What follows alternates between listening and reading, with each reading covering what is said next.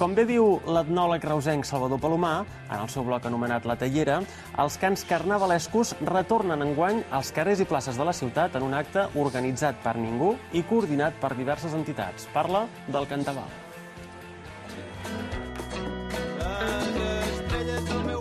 Estem veient aquí les imatges al cartell del Cantaval, una iniciativa que, com deia en Salvador Palomar, coordinen diferents entitats, sobretot el BOU, que és la que està al capdavant d'aquesta iniciativa. Una iniciativa que tindrà lloc aquest divendres, dia de Carnaval, i que pretén recuperar el costum de cantar en català, la llengua pròpia del país, durant la celebració del Carnaval.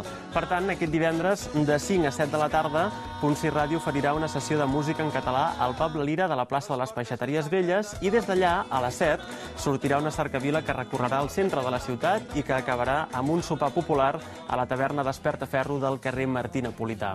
Aquesta cercavila comptarà amb l'acompanyament musical dels De Blasis Donimus Tecum. Ja us podeu imaginar que és una nova proposta que han fet els riudomencs De Blasis. Ells posaran la música i s'encarregaran de cantar unes cançons que tots els assistents en aquesta cercavila podran seguir a través d'un cançoner. I es cantaran cançons en català de gent com La Trinca, La Massovera o altres cançons aquestes populars catalanes. Més coses. Dir-vos també que aquest concert acabarà a les 11 de la nit a la Palma amb un concert de l'orquestra Allioli. Ara sí, més coses.